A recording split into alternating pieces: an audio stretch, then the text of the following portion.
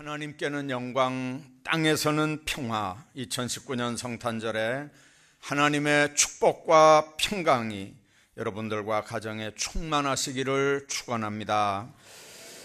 콜럼버스가 아메리카 신대륙을 발견하고 다시 스페인으로 돌아왔습니다. 그때 콜럼버스의 신대륙 발견을 잘 믿지 않던 사람들이 당신이 신대륙을 보고 왔다는 걸 우리가 뭘로 증명할 수 있겠느냐, 그렇게 물었습니다. 왜 그러냐면 콜럼버스가 신대륙 발견하러 갈 때 혼자 간 게 아니고 왕궁에서 여왕이 많은 재물을 줬고 많은 신하들을 붙여줬고 그랬기 때문에 공짜로 갔다 온 게 아니거든요. 내 말로만 신대륙을 발견했다, 이게 안 통하는 겁니다. 자, 어떻게 당신이 신대륙을 발견했다는 걸, 보고 왔다는 걸 증명할 수 있는 뭔가를 내놔라. 아마 콜럼버스가 생각을 그렇게 했었답니다. 그럴 줄 알았으면 이 그림이라도 좀 그려가지고 올 걸. 그런데 따라갔던 지혜 있는 종 하나가 뭐라고 그랬냐면, 저거 데리고 온 사람, 저 사람을 증거 자료로 내놓읍시다. 그게 뭐였냐면 아메리카 인디언입니다. 피부 색깔이 다른 그 인디언 한 명을 데리고 왔었는데 그 사람을 사람들 앞에 내놓았답니다. 여러분들, 그때 스페인 사람들이 생전 처음 보는, 자기들과 얼굴 색깔이 전혀 다른 아메리카 인디언을 보면서 우리가 모르는 종류의 사람들, 우리가 모르는 신대륙이 있긴 있는가 보다. 아마 콜럼버스가 그걸 보고 온 게 맞는가 보다, 그랬다는 얘기입니다. 오늘 우리가 맞는 이 성탄은 예수님의 단순한 생일만 축하하는 행사는 아닙니다. 탄생이라기보다 하나님이 인간의 몸을 입고 이 세상에 오신 성육신 사건입니다. 한문으로는 육신을 입었다는 얘기지만 라틴어나 헬라어나 또 영어나 독일어나 모든 개념들은 역사 속에 하나님이 개입하신, 들어오신 사건, 그렇게 이야기를 합니다. 이런 의미에서 성탄 축하는 단순한 축하에 그쳐서는 안 되고 항상 그 의미를 물어야 합니다. 하나님이 보좌를 버리고 인간의 육신을 입고 이 땅에 오신 이유, 인간이 에덴 동산에서 쫓겨난 이후에 하나님은 그 인간을 구원하려고 많은 제사 방법을 동원했습니다. 많은 선지자들을 보냈습니다. 수많은 시도를 했지만 하도 해도 안 되니까 그 다음에 마지막으로 하는 방법이 하나님이 육신을 입고 이 땅에 오시는 사건입니다. 왜 그러냐면 반드시 죄 문제는 인간이 해결해야 되지만, 그러나 죄 없는 인간이 해결해야 되기 때문에 아담의 후손 중에 죄 없는 인간은 없습니다. 그러니까 인간은 인간이어야 되고 죄는 없어야 되니까 아담의 후손으로는 안 됩니다. 그러니까 하나님이, 그분은 하나님이지 않습니까? 그분은 죄가 없지 않습니까? 그분이 오시면 되는데 안 되는 이유가 그분은 육신이 없는, 인간은 아닌 분이잖아요. 그러니까 그분이 인간의 모양을, 인간의 육신을 입고 이 땅에 오신 사건이 바로 성육신 사건입니다. 그렇기 때문에 그 의미, 하늘 보좌를 버리고 인간 역사 속에 오신 그 사건은 예수 그리스도가 부활 승천하신 다음에 성령으로 지금 우리 가운데, 내 안에 지금 와 계시는지, 예수의 영, 예수 그리스도가 말씀으로, 영으로 내 안에 지금 인카네이션 돼 있는지를 우리가 점검해야 됩니다. 그냥 기쁘다 구주 오셨네가 아닙니다. 그분이 오셨다면 그건 2000년 전의 사건입니다. 그분이 오셔서 십자가에 못 박혀 죽으셨고 부활 승천하셨고 성령으로 우리 가운데 지금 와 계신다면 그분은 다시 때가 되면 천군 천사 동원하고 심판주로 이 땅에 재림할 거란 말이죠.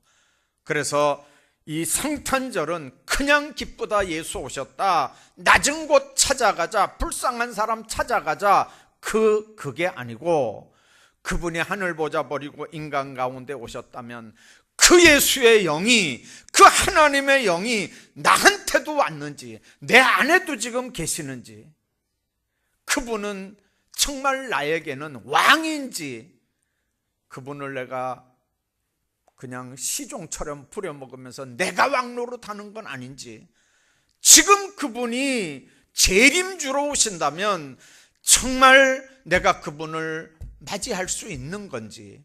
그래서 이 성탄은 그냥 아기 예수 태어난 그 사건만이 아니라 그 사건 때문에 되어지는 앞에 뒤에 모든 사건까지도 다 점검해야 되는 이 사건이 바로 성탄의 사건입니다. 그래서 바울이 그렇게 고백을 합니다. 죄인 중에 괴수 같은 내 안에도 주님이 찾아오셨다는 거죠. 그런 자기도 예수님이 다메섹에서 자기를 불러주셨다는 거거든요. 바울의 핵심적인 복음이 그거지 않습니까? 예수 안에서. 여러분들, 오늘 탄생하신 아기 예수님 만난 사건은 오늘 몇 사람들, 마리아나 동방박사나 목자들이나 이런 이야기들 속에서 우리가 생각해야 되는 게 뭐냐면, 예수 만난 사람들의 그 비밀이 뭐냐면 바로 그 사람들에게 공통점은 겸손입니다. 겸손이라는 게 뭘까요? 낮아질 대로 낮아진 겁니다. 자기는 없는 겁니다. 100% 주님께서 마음대로 할 수 있는 상태가 겸손의 상태입니다. 나라고 하는 게 조금만 있어서, 내 주장이라고 하는 게 조금만 있으면 그걸 겸손이라고 얘기 안 하거든요. 어디까지 낮아집니까? 주님이 완전히 장악해서 다스리는 상태입니다. 더 이상 거부할 수도 없고, 더 이상 거절할 수도 없고, 더 이상 안 된다고 할 수도 없고, 더 이상 모셔놓고 내 맘대로 할 수도 없는 상태가, 그게 성경에서 말하는 겸손의 상태거든요. 여러분들, 그런 사람들 세 종류가 오늘 말씀드리려고 하는 사람들입니다. 우선 예수 그리스도는 갈릴리 나사렛의 한 평범한 처녀인 마리아의 몸을 빌려서 탄생합니다. 오늘 46절에 보니까 마리아가 이르되 내 영혼이 주를 찬양하며 내 마음이 하나님 내 구주를 기뻐하였음은, 그렇게 찬양합니다. 여러분들, 마리아는 특별한 계획에 의해서 예수님을 세상에 태어나게 하는 역할을 합니다. 그런데 마리아가 내가 나의 하나님 나의 구주를 기뻐하였다, 그렇게 찬양합니다. 이것은 자기 마음속으로 예수 그리스도를 영접한 사람이 아니고는 부를 수 없는 고백적인 찬양입니다. 여러분들, 마리아가 예수님 영접한다는 말은 이 세상에서 그냥 우리처럼 우리가 예수님 영접했다 이런 개념이 아닙니다. 여러분들, 왜 그렇습니까? 이미 천사의 수태고지 때 이미 마리아는 예수님의 몸 안에, 예수님은 마리아의 몸 안에 이미 있었습니다. 그러니까 마리아에게 주님이 내 안에 계시다 라고 하는 이 말이 마리아에게는 얼마나 생생하게 느껴졌겠습니까? 마리아는 이런 감격 속에서 지금 하나님을 찬양하는 겁니다. 내 영혼이 주를 찬양하며 내 마음이 하나님 내 주를 기뻐하였음은, 자기 몸속에 아기 예수가 잉태했는데 그 아기 예수를 주라고 얘기하고 그 아기 예수를 구주라고 얘기합니다. 예수 그리스도가 나의 구주, 나의 주님 되신다는 고백을 하지 않고는 그 어느 누구도 크리스찬이 될 수 없습니다. 이 고백은 기독교의 신앙생활에 들어가는 문과 같은 역할을 합니다. 그분만이 나를 구원할 수 있습니다. 그분만이 내 삶의 주인일 수 있습니다. 그분만이 내 인생을 주관할 수 있습니다. 약혼한 마리아에게 천사가 나타나서 네가 잉태해서 아들을 낳으리니 그 이름을 예수라 하라. 여러분들 동정녀 아닙니까?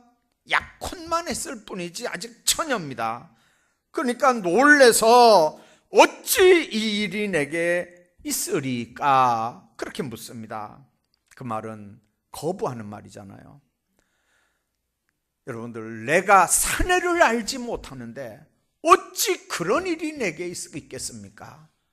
사내를 안다고 할 때 그 기노스코라고 하는 말은 경험해보고 안다는 말입니다. 체험해보고 안단 말입니다. 잠자리를 같이 했다 그 말입니다. 그러니까 그렇게 하지 않았는데, 몸을 섞지 않았는데, 잠자리도 같이 하지 않았는데 잉태한다는 말이 뭔 말입니까?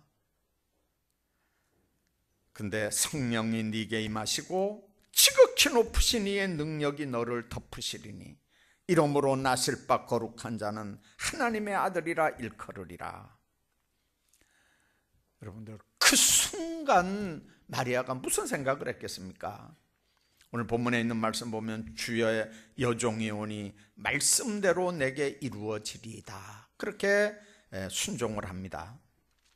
여러분들, 그게 몇 분인지 몇 초인지 성경에 기록이 되지 않았지만 천사가 그 얘기를 하고 주의 여종이 오니 말씀대로 내게 이루어지리이다, 그 마리아의 고백이 있는 그 시간이 여러분들 어느 정도였을까요? 마리아는 순간 별별 생각이 다 스쳐 지나갔을 겁니다. 약혼밖에 안 했는데 배가 불러지고 나중에 아기를 낳는다. 이건 너무 처녀 입장에서는 어려운, 감당하기 무서운 그런 시련의 십자가입니다. 왜냐하면 우리가 아는 대로 당시 유대 습관과 율법에 따르면 처녀가 잉태했다는 말은 이건 돌에 맞아 죽을 죄에 해당합니다. 뿐만 아니라 사랑하던 약혼자와의 파혼도 이거는 당연한 일입니다. 그 사회에서는 말할 것도 없고 가문의 수치라고 생각을 해서 가정에서조차도 발붙일 수 없는 비난의 대상이 되는 걸 우리가 압니다. 얼마 전에도 해외 토픽에 보니까 그런 얘기가 있었습니다. 처녀가 잉태를 했는데 오빠가 끌고 나가서 동네 한마당에서 돌로 자기 여동생을 때려 죽이는 내용이 이렇게 해외 토픽에 나왔습니다. 왜 그러냐면 내 여동생이 가문에 씻지 못할 수치스러운 일을 했다는 거죠. 그래서 아버지가 아들을 시키는 거예요, 죽이라고. 그래서 오빠가 여동생을 끌고 나가서 동네에 꿇어앉혀 놓고 돌로 때려 죽이는 거예요. 그 딸을 죽임으로 집안의 수치를 가리겠다는 얘기거든요. 지금도 그런데 2000년 전에 마리아 입장이 어떻겠습니까? 처녀가 잉태한다. 순간 마리아가 그거 생각 안 했겠습니까? 정원한 요셉과도 파혼해야 되는 거 생각 안 했겠습니까? 동네 얼굴 들고 다니지 못한다는 거 생각 못 했겠습니까? 그런데도 마리아는 주의 여종이 오니 말씀대로 내게 이루어지리이다, 수태를 허락하는 겁니다. 여러분들, 이런 순종은 마리아의 영혼에 큰 기쁨을 안겨줬고 그 조상 아브라함부터 약속된 구원의 역사가 실현될 단계에 이르렀음을 깨닫는 놀라운 역사의식을 가지게 되는 겁니다. 누가복음 1장 46절 이하에 보면 마리아 창가에서 내 영혼이 주를 찬양하며 내 마음이 하나님 내 주를 기뻐하였음은 그의 여종의 비천함을 돌아보셨음이라. 보라, 이제 후로는 만세의 날을 복이 있다 일컬으리로다. 여러분들, 천주교에서 하도 성모 숭배를 하니까 우리 개신교 쪽에서는 마리아 알기를 우습게 알지만, 그러나 우리가 성경적으로 볼 때 마리아는 정말 축복받은 여인입니다. 가장 사회 관습적으로 볼 때 저주받은 여인일 수밖에 없는 마리아가 오히려 그걸 축복으로 받아들이고 자기야말로 가장 복이 있는 자라고 노래하는 게 오늘 46절의 찬양입니다. 이런 고백이 어떻게 가능할까요? 이런 신앙은 순종을 통해서만 얻을 수 있는 얘기들입니다. 무거운 십자가일지라도 성령께서 권면하는 일이라면 그걸 순종함으로 받아들이고 그 짐을 지는 자에게는 오히려 하나님의 놀라운 축복이 임하고 축복으로 고난이, 역경이 바뀌어지는 걸 여러분들 믿으시길 바랍니다. 예수 그리스도는 바로 이런 겸손한 순종의 사람 마리아를 통해서 세상에 오는 겁니다. 더 이상 거절할 수도, 더 이상 거부할 수도 없는 그 상황. 지금도 주님은 주의 종됨을 겸손하게 고백하는 사람, 그 일이 세상적으로는 불이익이고, 그 일이 자기 자신으로 볼 때는 불명예고, 그 일이 자신으로 볼 때는 손에 막심해도, 그러나 그게 주님의 영광이 된다면, 그게 주님의 뜻을 이루어드리는 일이 된다면 불이익을 묵묵하게 감수하고 주님을 영접하고 순종하는 그런 사람들을 통해서 이 세상에 주님은 지금도 자신을 나타내고 역사하신다는 사실을 믿으시길 바랍니다. 뿐만 아니라 예수 그리스도 만난 사람, 베들레헴 들녘에서 양을 지키던 목자들입니다. 우리가 아는 대로 메시아 탄생 소식 제일 먼저 이 목자들이 들었다는 게 왜 그렇게 중요한 걸까요? 그들은 베들레헴 성읍 밖에 살았습니다. 밤에 양떼를 지켜야 했던 사람들입니다. 남들은 따뜻한 방에서 잘 때 그들은 양떼들과 함께 들을 지킵니다. 양과 함께 뒹굴며 땅에서 잠을 자는 사람들입니다. 그런데 복음서는 메시아 출생 소식을 제일 먼저 전해들은 사람들이 당시 세상에서 가장 소외된 사람들이었다는 걸 지금 강조하고 있는 겁니다. 예수님이 출생할 때 사회는 우리가 아는 대로 신분사회입니다. 그래서 성 밖에 사는 목자들은 신분상 성 안에 일어나는 소식을 알 수가 없습니다. 어떤 정치적인 견해도 사회적인 영향력도 없는 사람들입니다. 그런데 메시아의 출생 소식이 사람 취급도 못 받는 그런 목자들에게 제일 먼저 전해졌다고 하는 것, 이건 바로 혁명적인 사건입니다. 누가가 전하는 첫 번째 크리스마스 이야기가 바로 그런 분위기를 보여줍니다. 가장 중요하고 긴급한 소식이 아기 예수 오셨다는 소식인데, 그런데 당시 가장 중요하지도 않고 가장 긴급하지도 않은 사람들에게 이 놀라운 사실이 제일 먼저 전해진 겁니다. 하나님은 그런 사람들을 통해서 복음의 역사를 이루고 계시고, 또 복음의 능력과 축복은 그렇게 마음의 부자들이 아니라, 기득권자들이 아니라 가난한 자들을 통해서 세상 속에 나타나는 걸 분명하게 증거합니다. 세상은 사람을 차별합니다. 그러나 하나님은 사람을 차별하지 않습니다. 오히려 하나님은 고난받는 자와 함께 고난받고 연약한 자와 함께 연약한 자가 되기를 기뻐하십니다. 성경에 있는 얘기는 아닙니다만은 모튼 켈세이라고 하는 노틀담 대학의 교수가 쓴 크리스마스의 숨은 이야기라는 책이 있습니다. 그 교수가, 이 켈세이 교수가 이런 얘기를 합니다. 성경에는 구속사적인 관점으로 기록이 됐기 때문에 그런 얘기가 없지만 목자만이 아니라 다른 사람들도 이 소식을 받았을 거다. 동방박사들이 보는 신비한 별을 왜 다른 사람들은 그 별을 못 받겠냐는 거죠. 이제 문제는 다른 사람들도 다 봤는데 그 별을 보고 따라간 사람들이 동방박사들일 뿐이라는 거예요. 들의 목자들만 천사의 노래를 들었겠느냐? 자면서 따뜻한 방에서 잠자는 상인들에게도, 여관 주인에게도, 어떠면 헤롯 왕 궁궐의 신하들에게도 다 꿈속에서 천사들 이야기 들었을 거고, 아마 천사들이 나타나서 다 전했을지도 모를 일이라는 거죠. 그러나 오직 목자들만 하나님께서 보내신 천사의 말을 진실되게 받아들였고, 가서 아기 예수께 경배드리고 그 소식을 나가서 전했다는 겁니다.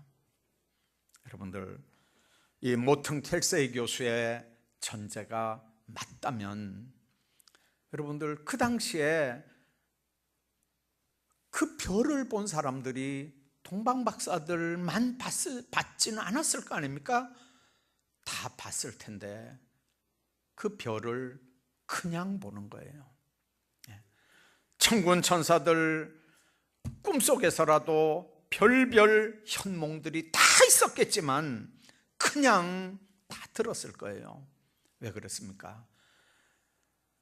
바리새인들은 바리새인들의 관점에서 그 기적을 해석을 했을 거고, 서기관들은 서기관들 관점에서 그걸 봤을 거고, 정치하는 사람들은 정치하는 사람들 관점에서 그걸 해석했을 테니까 이 동방박사들이나 목자들처럼 그걸 직접 못 받아들였을 수밖에 없을 겁니다.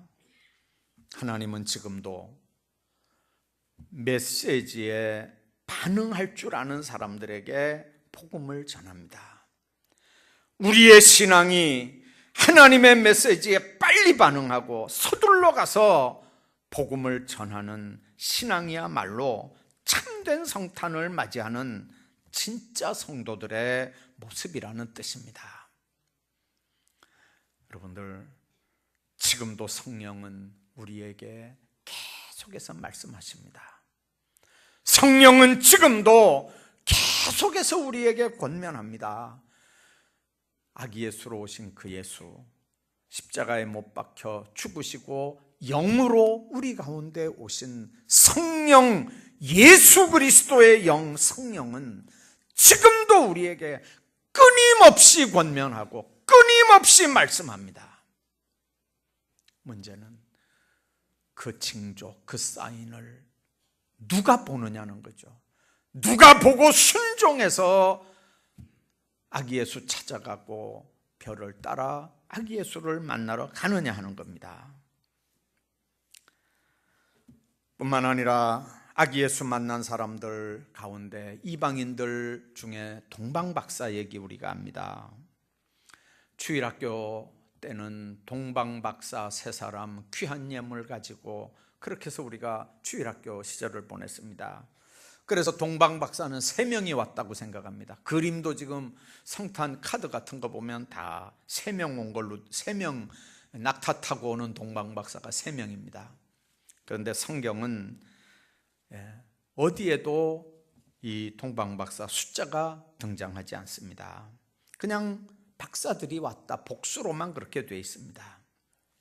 황금, 유향, 몰약을 가지고 왔으니까 아마 한 가지씩 가지고 왔으면 3사람이 아니었겠나, 아마 그렇게 해서 3명이라고 하기도 하고, 또 아주 기발한 사람들은 그 3사람 동방박사들의 이름까지도 이렇게 자료들, 여러분 인터넷 들어가서 보면 동방박사 이름 이렇게 치면요 이름이 다 나와요.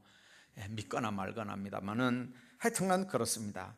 자, 그런데 그 몇 명이 왔느냐, 그게 중요한 게 아니고요. 중요한 건 그 사람들이 선민 이스라엘이 아니고 이방 사람들이었다는 거죠. 그들이 메시아를 기다릴 리가 없는 사람들입니다.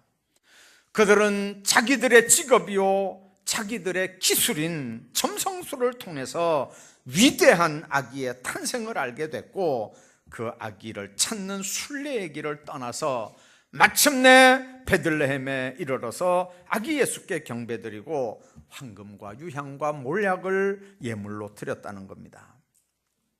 오늘 새벽에 잠깐 얘기했지만 황금은 변하지 않는 성질과 화려함으로 인해서 왕권을 상징하는 말로 성경에 기록된 물건입니다. 우리도 예수님께 황금을 예물로 드릴 수 있습니다. 그게 예배입니다. 예배는 왕 되신 주님을 높이고 찬양하는 일입니다. 시편 145편 1절에서 다윗은 이렇게 고백합니다. 왕이신 나의 하나님이여, 내가 주를 높이고 영원히 주의 이름을 송축하리이다. 이것이 예배의 본질이고 예배자의 마음 자세입니다. 하나님을 최고로 알지 않는 한 아무도 그를 올바로 경배할 수 없습니다.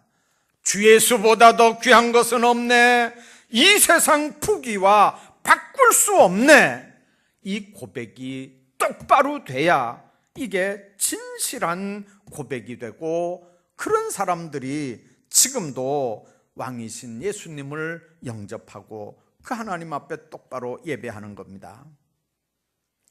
유향은 향을 내는 재료입니다. 향을 태우면 그윽한 향기가 성전 안에 퍼집니다. 그래서 구약시대 성막 안에는 등대가 있었고 떡상이 있었고 이 분향단이 있었는데, 이 분향단의 등대가 바로 그 기도를 상징하는 의미로 우리에게 해석이 됩니다. 우리도 유향을 하나님 앞에 예물로 드릴 수 있습니다. 바로 기도의 향을 올리는 겁니다. 향이 꺼지지 않게 하라고 주님 말씀합니다. 급하고 어려운 일이 있을 때만 하나님 찾으며 기도하라는 말이 아닙니다. 항상 깨어 기도하는 겁니다. 본질적이고 중요한 건 주님과 늘 교제하라, 주님과의 관계를 똑바로 평소에도 가져라, 그런 말입니다. 주님은 우리와 대화하기를 원합니다. 우리를 사랑하기 때문에 우리가 항상 주님을 바라보고 교제하며 살기를 원하는 겁니다. 쉬지 말고 기도하라는 건 바로 그런 의미입니다. 모략은 예수님의 고난과 죽음을 상징합니다. 예수님이 돌아가셨을 때 아리마대 사람 요셉은 자기를 위해서 준비해둔 무덤에 예수님 시신을 모셨습니다. 그리고 니고데모는 모략과 침향 섞은 장례용품을 가지고 왔습니다. 우리도 예수님께 모략을 예물로 드릴 수 있습니다. 예수님을 위해서 희생하고 헌신하는 예표가 모략입니다. 주님의 몸된 교회는 말로 섬기는 곳이 아닙니다. 무릎으로 섬기는 데입니다. 몸으로 섬기는 데입니다. 무릎으로 섬기는 곳에서 말로 섬기려고 하면 갈등이 일어날 수밖에 없습니다. 부르심에 순종해서 기꺼이 헌신하는 사람들을 통해서 하나님의 교회가 세워진다는 걸 명심해야 됩니다. 그런 사람들로 인해서 하나님의 나라가 확장됩니다. 그런 사람들 때문에 하나님의 교회가 든든히 세워지게 되는 줄로 믿습니다. 메시아 예수는 당시 사람들이 기대하지 않았던 방법으로, 전혀 기대하지 않았던 자리에, 기대하지 않았던 사람들 사이에 오셨습니다. 마리아도 목자도 동방박사들도 당시에 영향력이 있는 사람들은 아닙니다. 그러나 그는 비천한 그런 사람들 속에, 겸손한 자 속에, 가난한 자들 속에 그분은 오셨습니다. 무신론자였던 파스칼이 그런 얘기를 했습니다. 나중에 예수님 영접한 다음에 이렇게 고백을 합니다. 이 세상 삶은 늘 공허하고 그 어떤 것으로도 채울 수 없지만 오직 예수로만 그 공허함을 채울 수 있다. 예수와 동행할 때 감사와 행복이 넘쳐난다. 여러분들, 파스칼이 얼마나 대단한 사람입니까? 자기가 아는 지식으로, 자기가 아는 경험으로, 부귀영화로 자기 공허함을 채우려고 했지만 그런 것들로는 안 채워지더라는 거죠. 그러나 예수 그리스도를 말년에 영접하고 보니까, 그분을 모시고 보니까 그분으로만 이 공허함이 채워지더라는 거예요. 크리스마스가 새해를 맞이하기 한 주간 전에 있는 건 말구유에서 나신 예수님을 보면서 더 낮아진 자세로 세상을 섬기라고, 그런 주님과 동행하는 삶으로 한 해를 마무리하라는 의미일 수도 있습니다. 우리가 성탄의 의미를 똑바로 알려면 더 이상 내려갈 자리가 없는 자리까지, 겸손한 자리까지 내려가야 합니다. 사람 앞에 겸손이 아니라 하나님 앞에 겸손입니다. 더 이상 하나님도 어떻게 못한다면, 하나님의 성령도 더 이상 어떻게 못해보겠다면, 여러분들 그 교만 속에는 절대로 하나님 들어가시지도 머무르시도 못합니다. 우리는 물질적 풍요 속에서 우리의 가난한 마음을 잃지 말아야 합니다. 우리의 의로움 때문에 남을 정죄하는 잘못을 범하면 안 됩니다. 자기 의, 그것 때문에 남을 판단하지만 하나님을 보실 때 자기 의는 이거는 아무것도 아닌 겁니다. 우리의 겸손을 팔아버리지 말아야 합니다. 예수님은 겸손한 자에게 오시는 분입니다. 이 성탄에 예수 그리스도와의 진정한 만남이 여러분들 가운데 있기를 주의 이름으로 축복합니다.